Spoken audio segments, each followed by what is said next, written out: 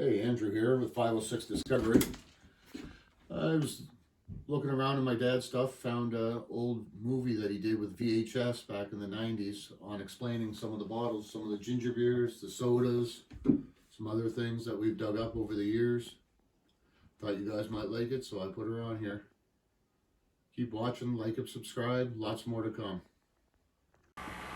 The first few bottles we're going to show you came from when they constructed the new harbor station in 1991. This first bottle you're looking at now is a W.B. Sargent with a date on the bottle of 1854. Most of the bottles that came from this construction site were all put there before 1877, the time of this great St. John fire. So now we'll go to another bottle. Here we have some bottles known as black glass. These ones in particular are three-piece mold type. They have applied top, there's chip marks, and they also have iron funnels. These bottles came from the same site as the harbor station.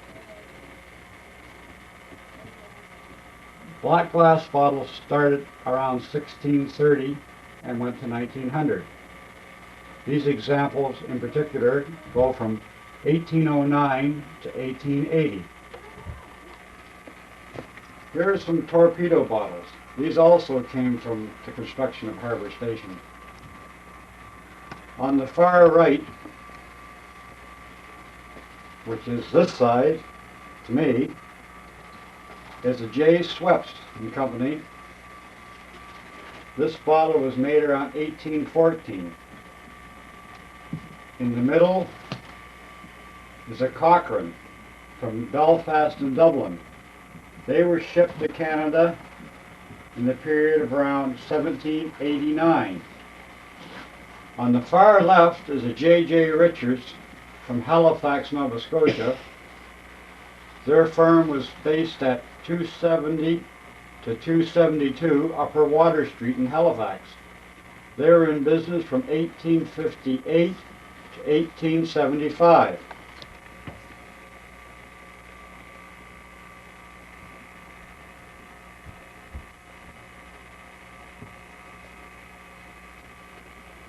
Here we have some pop bottles. These also came from the construction at Harbor Station. The first one on my left is W. Riddle. It's approximately 1870. This bottle was originally made in Philadelphia. The next one, or the middle bottle, is a C. Berry, approximate 1870. Their firm was located at 1002 Washington Street, Boston, Massachusetts. The third bottle on the far right is Jerome B. Baker, 4 Pleasant Street, Halifax, Nova Scotia. They were in business from 1851 to 1870. Here we have some round bottom. These are mainly pop bottles, irrigated water bottles, and mineral water bottles.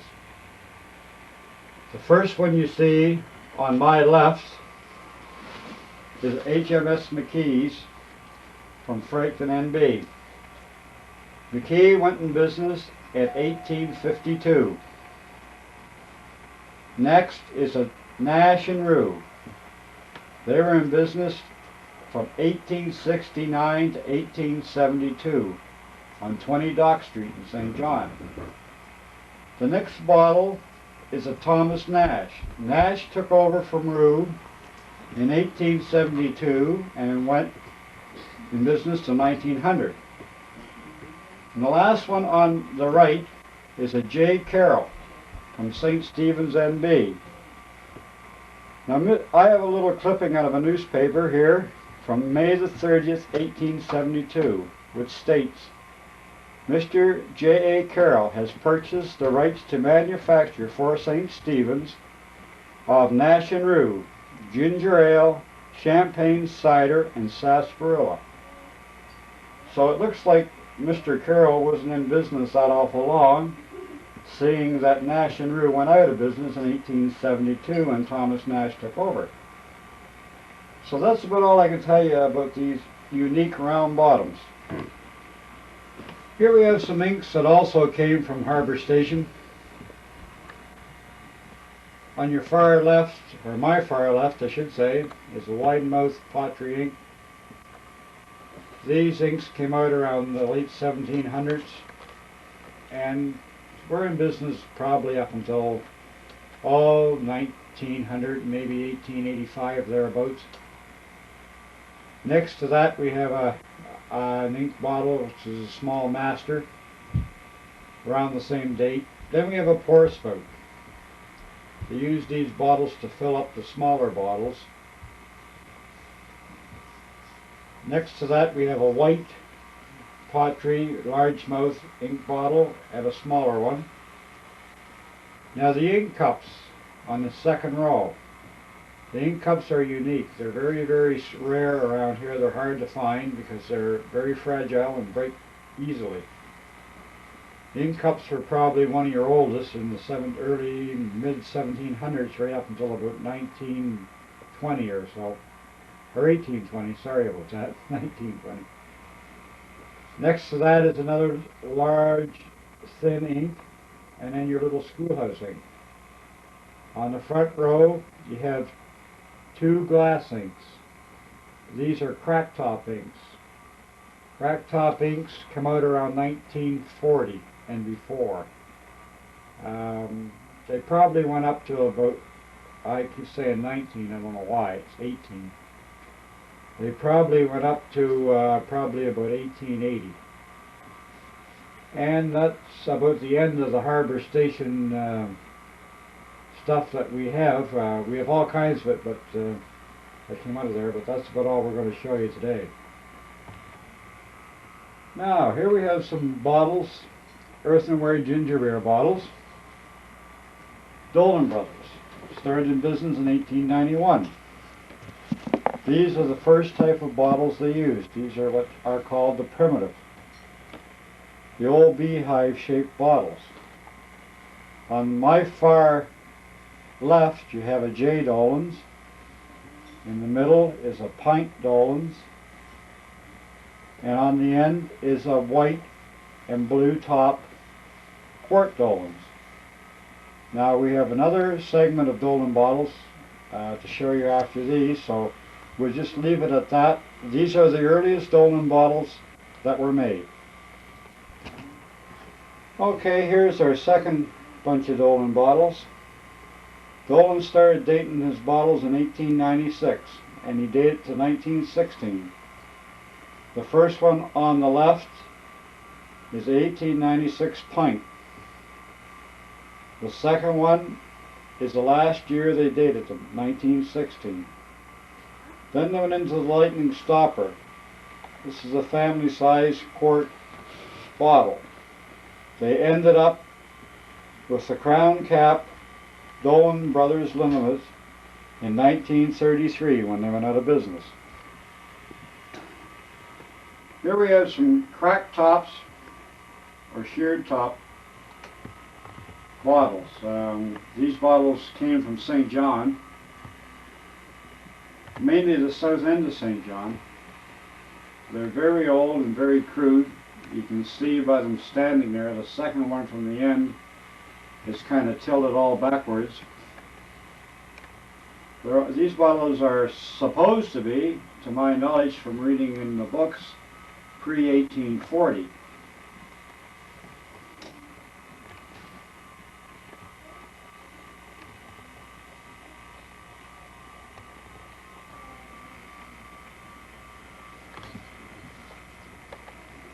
Here we have some examples of open pommel bottles. These bottles were all dug in St. John. You got to remember, St. John is the oldest incorporated city in Canada, so you find some pretty good stuff here in bottles.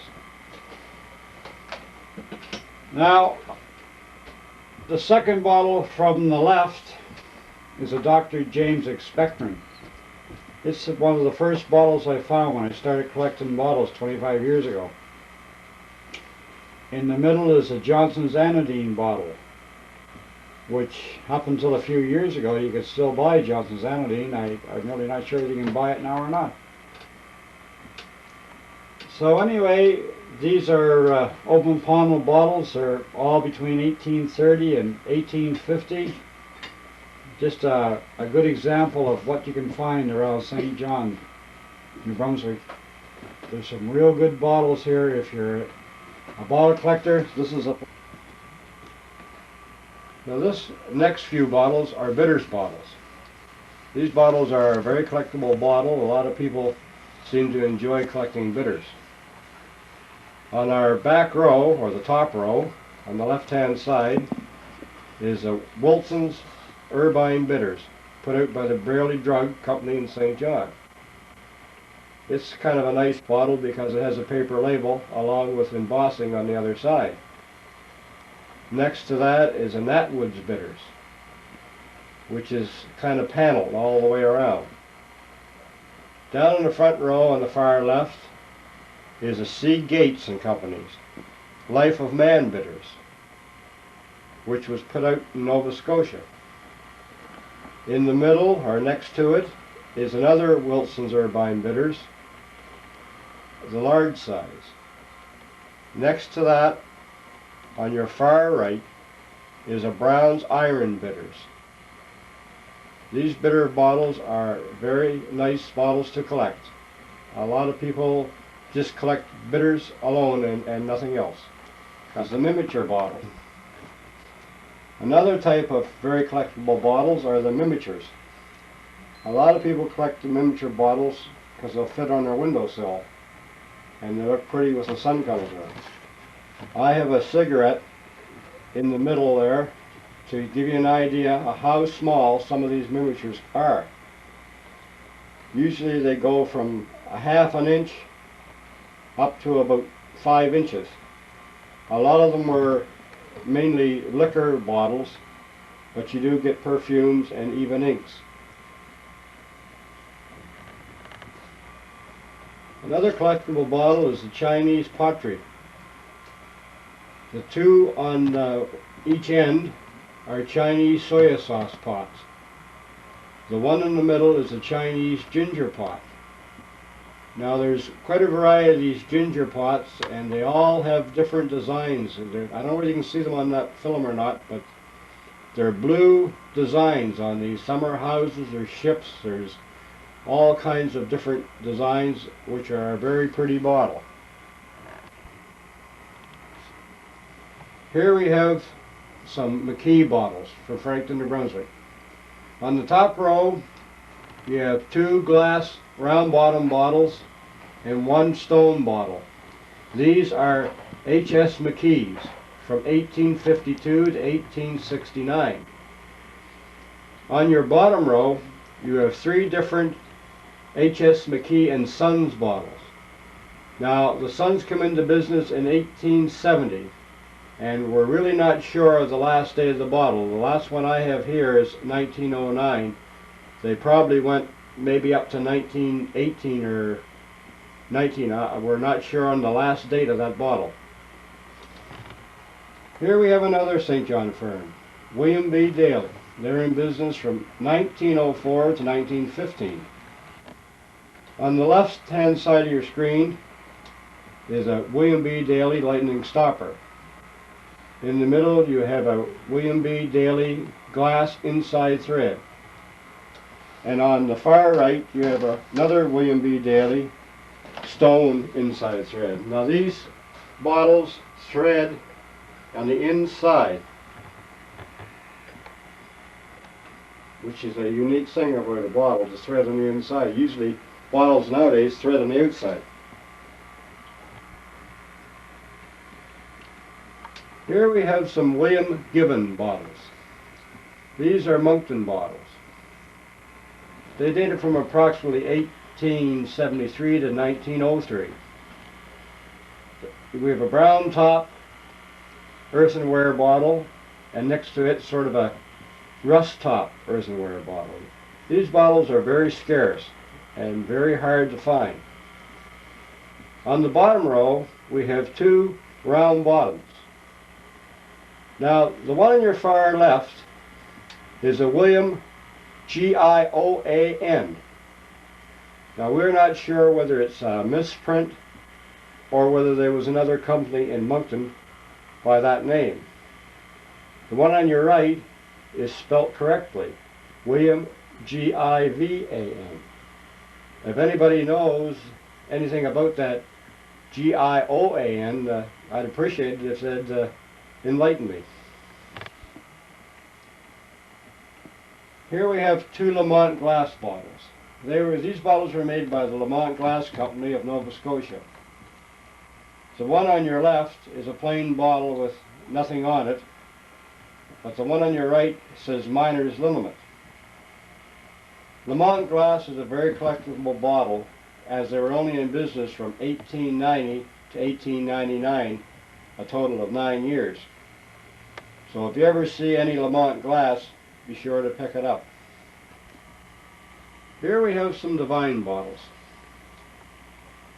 I'm sorry to say we don't have the P Divine, but the P&M Divine is a controversy bottle. We feel that it was the first Divine bottle made and went out of business in 1852. We know that the P Divine was on 127 Britain Street and started in business in 1853 to 1864. As I said before, that bottle is missing.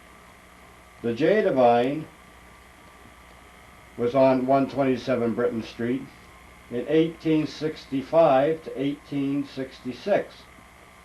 So we're almost sure that the P&M Divine was probably the parents of P Divine and J Divine. Here we have 5 Simeon Jones bottles. Simeon Jones was in business from 1860 to 1918. In the back row, or the top row, on the right, you see a cod stopper. This bottle has a marble in the neck. These are a very sought after bottle and very, very scarce. Next to that is amber Simeon Jones. The amber bottle and the cod bottle are the two most scarce Simeon Jones bottles there are. Your collection isn't complete without these two bottles. On the bottom row, you see 3 inside threads. The one on your left is a Simeon Jones. The one in the middle is a small Simeon Jones. And the one on the right is a Simeon Jones Limited, which was the last type of bottles that they had put out with the limited on them when they changed over. And that's about all I can tell you about the Simeon Jones bottle. Some bottle collectors just collect colored glass. Their main collection is just different colored glass, and that's all they collect. They don't care if they're pop bottles or liquor bottles or ink bottles, as long as it's different colors. You can make quite a collection out of colored glass with the different shades of blues and greens and amber, even straw color, amethyst. So maybe you just like to collect old colored glass. This is all 18 and early 1900 glass that you see in front of you now.